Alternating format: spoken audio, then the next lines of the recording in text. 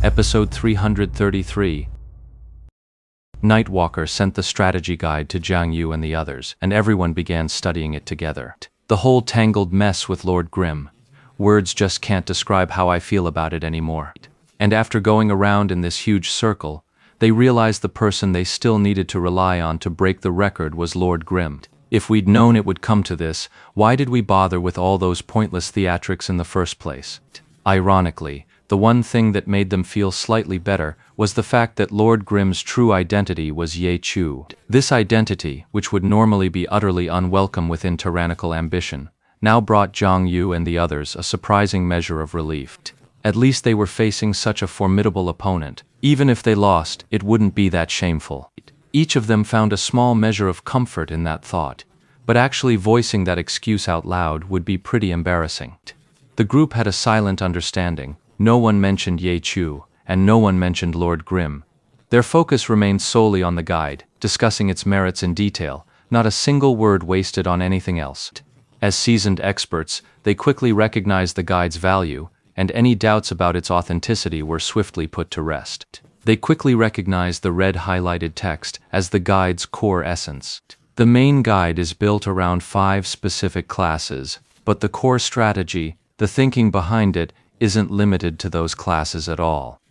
Jiang Yu and the others were now earnestly discussing the issue. They wanted to figure out how to execute the strategy's tactics when using their current 5-class lineup. As for Ye Shu, he'd already logged off right after sending the strategy guide to Cold Night Crossing. He handed the computer over to the morning shift cashier girl. This computer was in fact the hardest working member of the Happy Internet Cafe, running non-stop 24 hours a day. Unless the cafe was closed, it never got a moment's rest. After his shift, Ye Shu went out for breakfast alone. When he returned, he saw Chen Guo standing at the entrance of the Internet Cafe, hands on her hips, directing a few attendants who were busy at work. Ha! Looks like it's Christmas time. When Ye Shu returned, he saw Chen Guo directing a few people to set up a small pine tree by the entrance to the Internet Cafe. She was busy draping it with string lights and hanging little gift boxes on its branches. It's December 24th, Christmas Eve. Huh? You actually know the date. You haven't lost track of time. Chen Guo said, sounding genuinely surprised. In her view, someone like Ye Shu, living a life of reversed day and night where every day just repeated the last, could easily lose all track of time. I just happened to notice it. As he spoke, Ye Shu stepped forward and walked a full circle around the little Christmas tree. Not bad. Of course there is.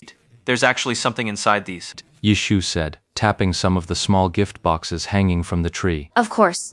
What kind of stuff? Lottery prizes, internet cafe discount cards, vouchers, stuff like that.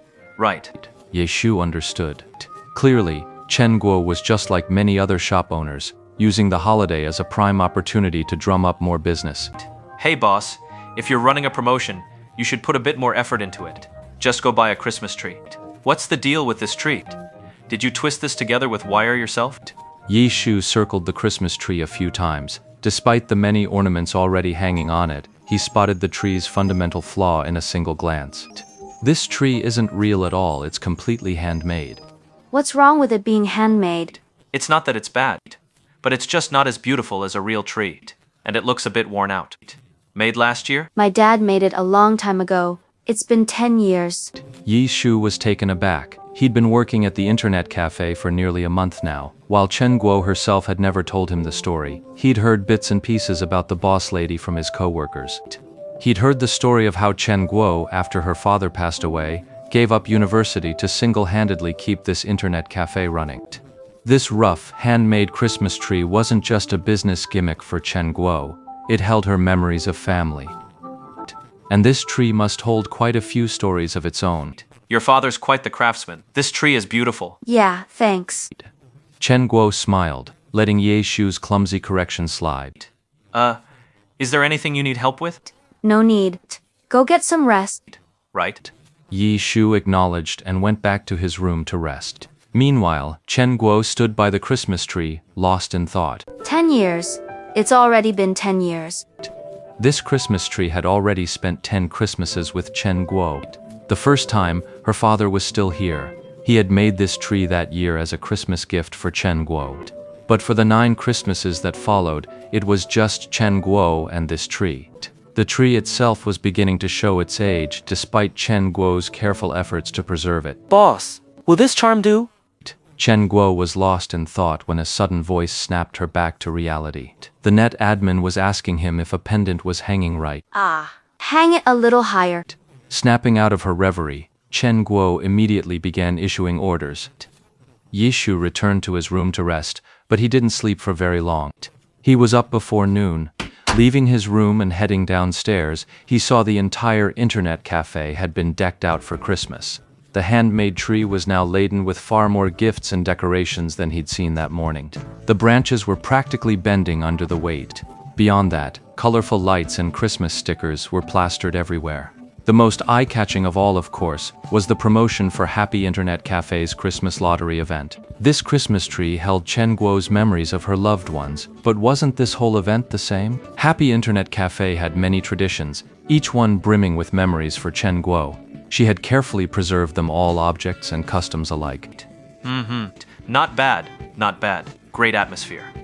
Yi Shu went downstairs to look around, found Chen Guo and praised him. Yeah, Chen Guo acknowledged, but continued without looking up. the Christmas event's about to start. Aren't you logging in? Chen Guo and Tang Ru were each at their own computer, busy in glory. The event they were now talking about, however, was no longer referring to his internet cafe, but to the game itself. Internet cafes always seize holidays for promotions, and online games never miss the chance either.